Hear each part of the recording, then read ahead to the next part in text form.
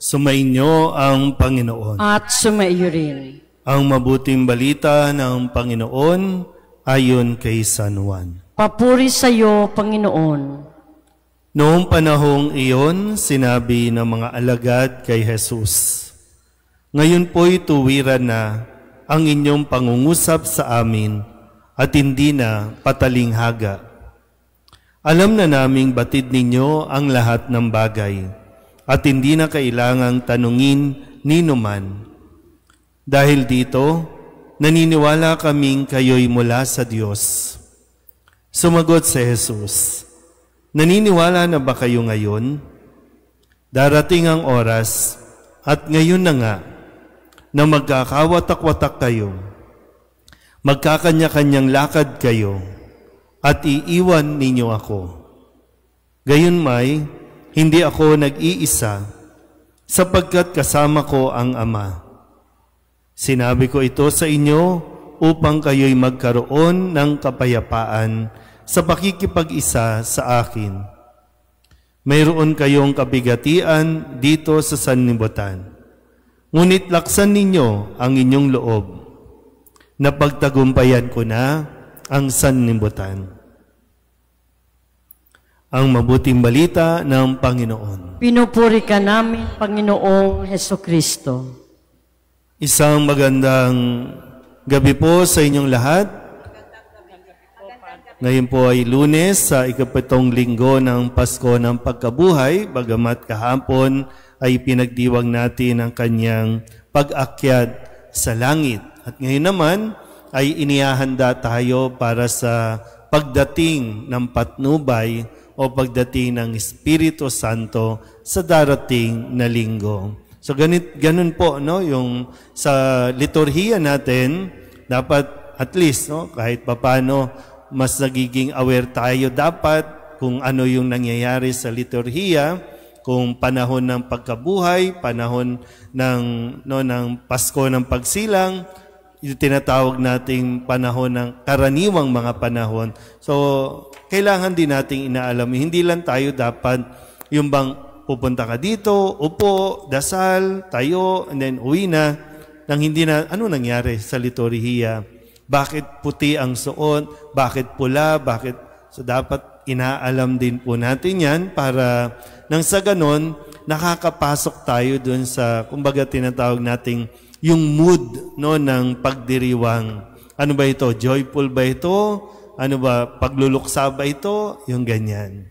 Okay? Naintindihan ba? Anong ganun? Amin-amin lang, no? Kaya ngayon, no, sa Ebanghelyo, sinasabi natin, sinabi ni Jesus, magkakawatak-watak kayo. Magkakanya-kanya kayo. Sabi, darating ang araw. Kasi ano ang sabi ng mga alagad niya? Naniniwala na po kami sa inyo. Talaga ba? Naniniwala kayo kasi magkakasama tayo. Naniniwala kayo kasi okay tayo.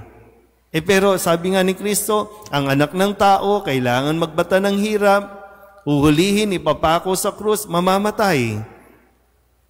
So, okay pa ba tayo dyan?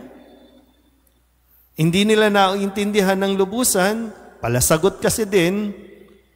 Kaya nga sabi ko, magandang inuunawa natin ng mabuti. Kaya nga sabi ulit ni Jesus, tandaan ninyo, darating ang oras, ngayon na nga.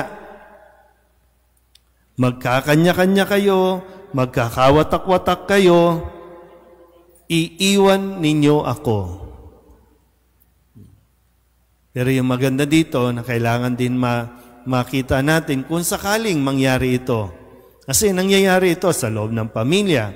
Nangyayari ito sa opisina. Nangyayari ito sa gobyerno. Nagkakawatak-watak na nga ang gobyerno natin eh. Hindi malaman kung itutuloy ang impeachment o hindi eh. Kahit sa simbahan, sa mga organisasyon, nangyayari ito.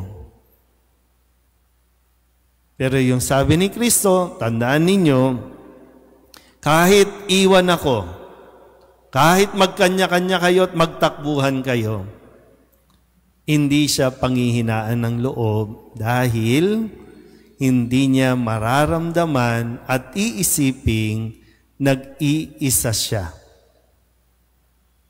Di ba?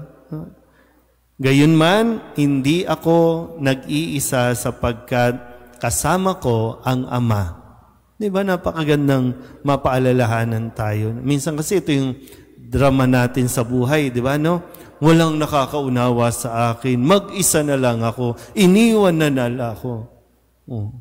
Nakalimutan natin. Ang Diyos, kahit kailan, hindi tayo iiwan. Kahit nga, di ba, pagkakamali na natin, kahit kasalanan na natin, iiwan tayo ng iba dahil kasalanan natin, ang Diyos, tandaan mo, hindi ka iiwan ng Diyos. Kahit ikaw pa ay magkasala. Iiwan ka ng lahat, hindi ka iiwan ng Diyos. Madalas lang nating kinakalimutan ang bahaging yan, kaya kapag nagkakaproblema tayo, ay talagang damang-dama natin, magbuwuling pa tayo kasi ay, kawawa naman ako, mag-isa lang ako. Yan, may ganun, no?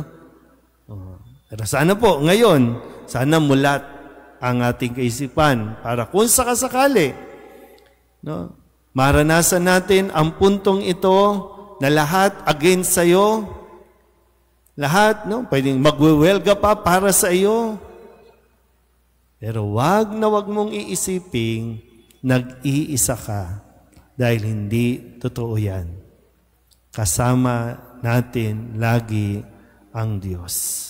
Magkamali ka man o maging pagkakamali man ng iba, ang Diyos mananatiling kasama natin. Hanggang sa tayo ay mabuo ulit. Hanggang sa tayo ay makabalik muli sa dati nating sigla. Amen?